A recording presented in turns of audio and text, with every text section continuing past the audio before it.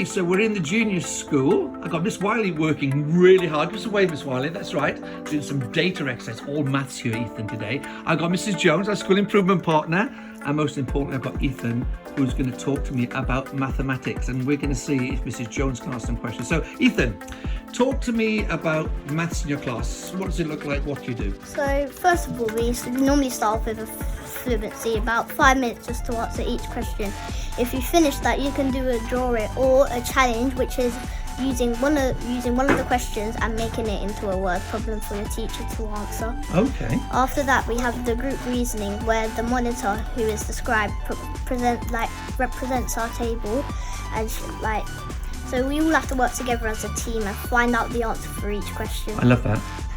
And then usually she talks about what's going to be on the worksheet and how we can get to the answer.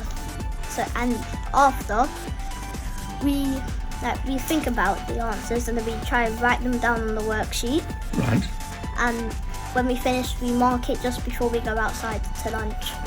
That's a really good summary of a typical maths lesson. So, Mr. Jones, any questions you'd like to ask Ethan about maths? Go on then. So, Ethan, you say you start off with about 5 minutes of fluency, did you say? Yeah. What do you mean by fluency? What does it look like? So it's basically lots of different questions from different terms. For example, some for here. Look. Yeah. So we have times, we have fractions, we have decimals, subtraction, division, times tables, and then we have to show them in bar models for the draw it. So it helps to improve your fluency in maths. Is that the idea, or is testing it to see that? No, so what's the point of doing that? Do you so think? It's usually to test your brain and see how good you are before the end of the term when you have the big math test. Okay. 20 questions. Right. Okay. So the fluency connected? Is it linked to what you were about to do in your reasoning, Yeah. or might there be different things? So it's usually linked to your last lesson or the lesson that you're going to do today. Oh, either the last lesson or the lesson that you're going to do today, and it might be either of those. So looking at this morning's, what was it this morning? Was it linked to the last lesson, or was it linked to today's lesson?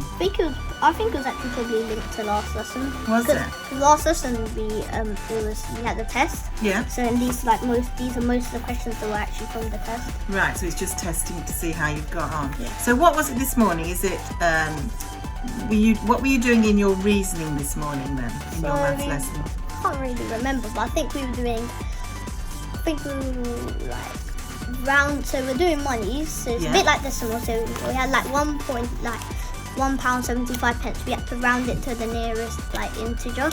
So I rounded it to £2, but also you could have rounded it to £1.50 because they're both equivalent to each other. Right. So you're rounding it to the nearest pound probably this morning. So if it was 172, what was it? 172. 175. Oh, I know why then. So 175 is Jones is on the ball halfway. here. So it is equal, but what would you do if that was a real situation and you're halfway between? Is there a rule about rounding up or rounding down? Do you know? So usually round up, if 5 or more, round up. Yeah. If it's 5 or less, just round down to round It's down. less than 5, round down. Yeah. So 175, if you're absolutely going to be really spot on, what would you have said? You said it? £2. That's right. amazing, isn't it? That's correct. Okay, now what I'm going to do, I think, since I've got Mrs. Jones here, I like doing these sort of things, I'm going to give you both the same question, okay?